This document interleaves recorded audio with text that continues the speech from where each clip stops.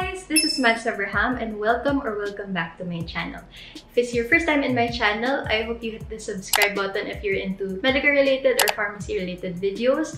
And for this video, magbibigay ako ng tips for the physician licensure examination. So I actually wanted to make a vlog series about this kasi I think hindi talaga kaya na isang video lang lahat ng gusto kong i-share na tips. And I want to make it as detailed as possible. And I hope that you really subscribe and that you turn on the notification bell so that you would know whenever I post a new video, especially the succeeding videos for this vlog series. So for this video, I'm only going to give an overview of the PLE, going to share my own experiences, share the references, the time management techniques, as well as to discuss about my sleep and study breaks, and also lastly, my prayer routines. I hope that you first watched the PLE journey video that I posted. Pero dun sa video kasi na yun, it was only the weeks or the days surrounding the board exam itself. So if you think you're up for this topic and you want to really learn how to pass or even hopefully top your board exam, then please keep watching. Come on.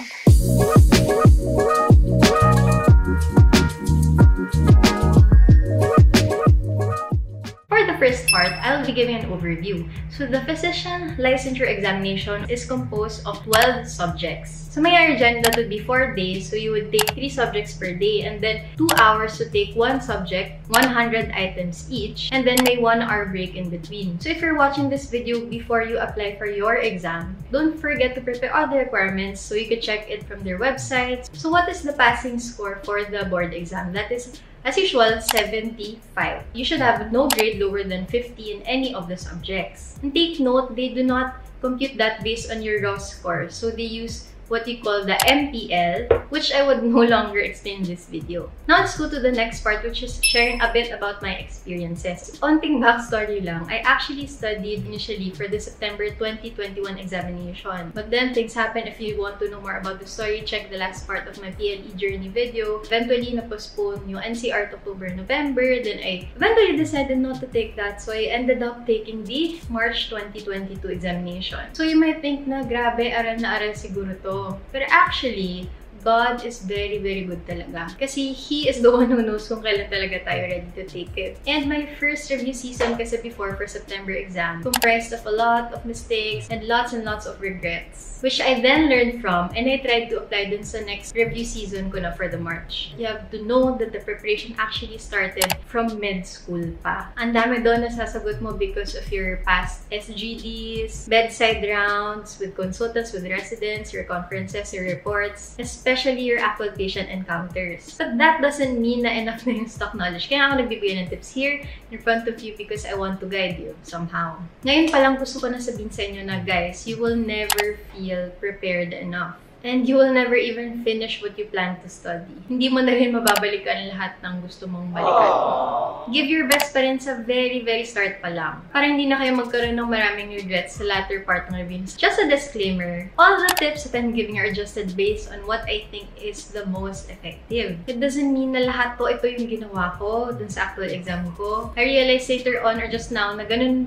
pala dapat yung ginawa ko after I made those several mistakes in those months of studying. Especially during the first time I prepared for the PLE. So baka kating-ganda na kayo to get more tips right now. Let's now move on to the references. It would depend, ano ba, self-study ba kayo? Enrolled ba kayo sa review center? What type of learner you are? So basically, I want you to focus on one main reference or one main handout, plus selected textbooks that are said to be high yield. Kasi malilito kayo kapag super dami. You could supplement with other materials, but you have to assess the material based on the yield. You really have to manage your resources and you really have to study smart. Again, kasi kapag marami kayo naaral, hindi lang din siya masastore sa long-term memory mo. So why not stick to one? Ganun naman dapat. The rest would just be the supplemental textbooks or yung mother textbooks talaga na usually pinagkuhanan sa exams. Here are the recommended textbooks per subject. But I won't discuss each of the books in detail because I want to tell you here kung ano yung pinaka-high yield talaga or kailangan tutukan nyo when you're preparing for the boards. So first would be the OB blueprints. The OB blueprints has a really good yield and everything there kasi is shorter and summarized. They even have tables, meron pang end chapter questions, so very helpful yun. Next would be the BRS Physiology. Again, this is also one of the high yield books, especially per topic, tsaka meron din kasing end chapter questions. The third one 1, Java's Microbiology. Meron ding scenarios doon, may examples, and again, may chapter questions. Fourth would be the Robbins Pathology. This is one of the hardest books siguro to study kasi it's super thick, it's super long, the chapters are long, so detailed, very, very important in the board exam. And even subjects other than pathology, pwedeng kumuha din sila dun sa book na yun. Particularly important are those in bold, dun sa book, or nandun sa mga colored boxes na naka-emphasize, as well as the tables. So another helpful book is yung Schwartz na Absent Reviewer. It may also be useful kunyari nag-aral kayo ng handouts or notes nyo, and then after every topic, answer the questions sa Absent kasi Schwartz-based talaga yung rationale doon. And lastly would be the Platinum books. High yield to for the clinical subjects. But then the question is, ako ba personally, binasa ko ba ito lahat ng mga books na sinabi ko? Ever since med school, I've always been more fond of studying notes, entrances, and handouts. Ang tendency kasi sa akin kapag book, mas nagigets ko, pero in the end, hindi na siya super nasa-store sa long-term memory ko. Naintindihan ko, pero hindi ko super na-memorize yung mga concepts and terminologies. So, nung PLE review, it was actually a struggle for me. Kasi syempre, advice nila is talaga kailangan mag-book for the PLE. So, I did try naman. I only read those selected topics dun sa books na na-mention ko previously. And also those that I didn't mention na nasa recommended textbooks. Example, sa Robbins, wherein I would read the handout about that topic. I would also check the book para ma-reinforce din. So, hindi ko siya directly binabasa yung buong chapter. It's more of just chunks of the chapter kasabay ng handouts. I still am fond of reading and memorizing the handout. And besides, hindi rin naman talaga kasi kaya ng time unless you started very, very early to read all the books, all the chapters. And kapag super aga nyo rin kasi nag-start, guys, makalimutan nyo na rin siya. Kapag nag-exam ka kasi, or answer the questions, so sa afternoon, you can check the rationale sa actual book. So, for me, that works better than to continuously just read the chapter. Another thing is that you have to prioritize reinforcement. Repetition is key, as we always say. Very important na updated din yung notes na inaaral nyo for your specific review season. It's very important na trends-based din talaga yung pag-prepare for the board exam. The next part would be about the time management or making your schedule. Again, if you're enrolled sa review center, that's good because you'll be guided kung paano i-approach yung board exam. Kung self-study, okay lang din. Even if you're enrolled in a review center, you have to personalize your schedule. You have to assess first and modify it according to your personal strengths and weaknesses in terms of the subjects. Yung subjects na weakness mo, that would require more time allotment. Kunyari, usually 7 days you in-allot for that subject, you can extend it to 9 or 10 days, as I did with anatomy. You have to base it on your load. So, kunyari, you're still having your internship. Kung nag-duty ka and marami kang reports, marami kang kailangan gawin. So, that would also depend on that. So, here, guys, is a sample of the schedule that I made before. So, as you can see, there are a lot of apps naman. Ang dami dyang schedule-making apps. But still, medyo traditional ako na since college pa until now. Yung calendars app by Riddle and also the Google Sheets. Sanay ako na tabulated, is easy to look at. Kita mo na agad yung overview ng kailangan mong gawin for the coming days, weeks, or months. The personal things or even leisure or kung may lakad ka, you could include that in your table. So, I also use this particular calendar here behind me. So, meron akong digital calendar dun sa dalawang app plus this one. Now, one of the biggest things I've learned in managing my time for the board exam is dapat talaga the goal is to be consistent. Na no matter how busy you get, no matter how much you have to do in your internship, kailangan meron kang natadaanan kahit kaunti-unti lang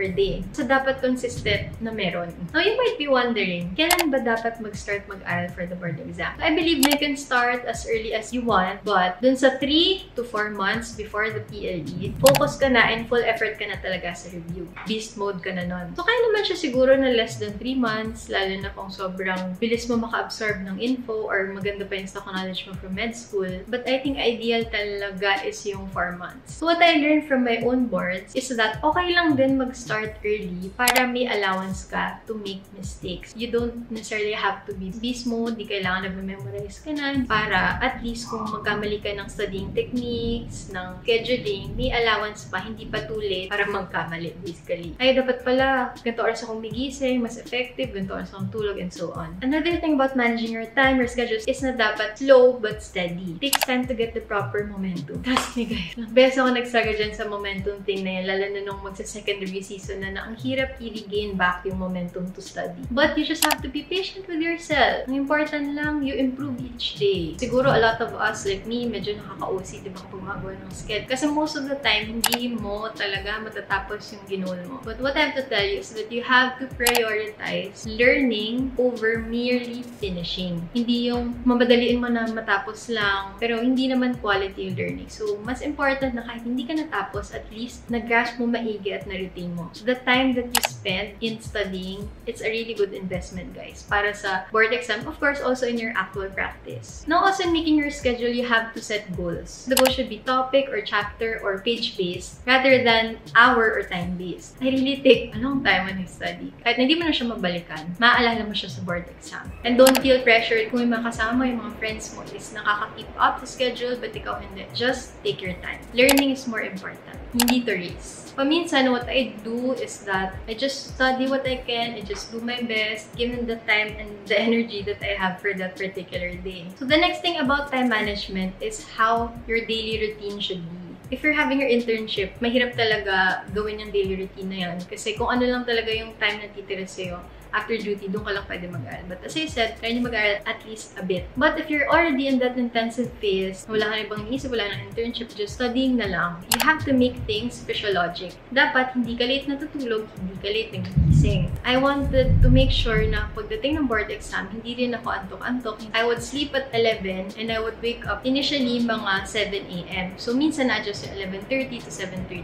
But basically, ang ginol ko is 8 hours of sleep. Of course, pag palapit ng palapit, yung 8 hours, mababawasan yan eventually to 6 hours nung super near ng board exam. So, about your daily routine, here's an example of my daily routine. And hindi ko siya parating nasusunod. But I try to insert a lot of other things that I want to do. Hindi lang yung yearly mag-aral. Kasi alam ko, sarili ko na ma-burnout talaga ako. So, now let's move on to the next topic, which is about the sleep and the study breaks. So, as I mentioned, 6 to 8 hours yung sleep. Huwag kayong magpupuyat for the board exam. Hayaan nyo nang mag-adjust yung inaaral nyo kaysa yung tulog nyo. Sino ba yung best friend mo sa board exam? That is your brain. Narealize ko talaga yung actual board exam kasi a lot of the questions wala naman dun sa mga inaral ko. But my brain was my best friend. So kung gising ang brain mo, well-rested ang brain mo, hindi siya burnt out, hindi siya puyat-puyat, it will help you derive or come up with an answer. Correct man yun or hindi, at least you come up with an answer. So, wag niyong maliitin yung power ng resting. You have to trust me on this. Definitely, mas ma-retain mo yung naaral niyo kung may tulog kayo.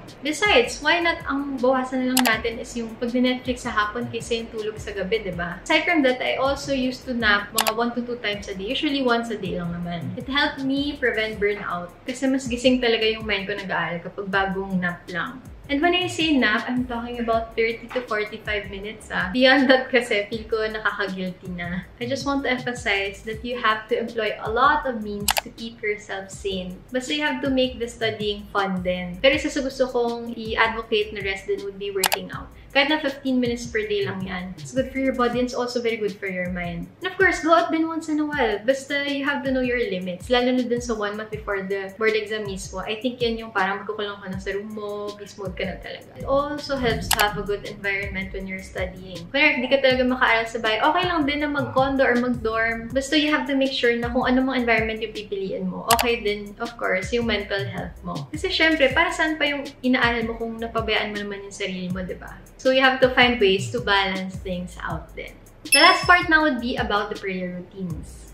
It's very important to pray and I cannot overemphasize that. So as you saw in my daily routines, isa din sa mga breaks ko talaga nun was finishing my prayer routines like going to mass, although usually pag weekdays nun online lang. Praying the Novena to Blessed Alvaro with my aunt, attending the St. Jude Mass, and also the online Novena with my friends sa Discord every Thursdays. And of course, Rosary every day, listening to the Bible in a Year podcast. There were also additional prayers and novenas along the way depending on the feast. But you don't have to follow that. You might be overwhelmed. It doesn't have to be exactly that way. So no matter what faith you have, no matter what religion you have, all you just have to keep in mind is that not everything is within your control. And God is there to help you all throughout. Kasi sa totoo lang, in those several months that I prepared for it, sobrang dami talagang challenges na dumating along the way. In order to get that license, you really have to make a lot of sacrifices. May isip mo, hindi ko na kaya, hindi ko kaya to, I'm not good enough. But huwag niyo susubukan si Lord. Kasi hindi ka rin niya susubukan. And He would not abandon you.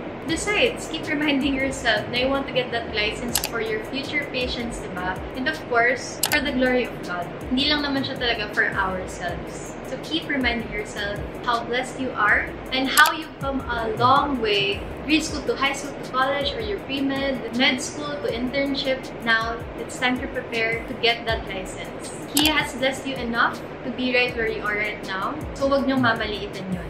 Laban guys, laban doc. Just work really hard and pray really harder. That license will be yours soon. So that is it muna for this video. And I hope you learned a lot from this video and medyo nakuha nyo na yung big picture on what you would do for your board's preparation. And stay tuned because for the next part, I'll be sharing how to approach each subject. I'll give techniques in memorization, test-taking techniques, the lessons and realizations I gained from my board exam, what to do on the actual board exam day, yung 4 days na yun, and of course, my overall advice. So, thank you very much guys for watching, and don't forget to hit like, subscribe to my channel, turn on that notif bell so that you would know when I post the next video, especially the part 2 for this series.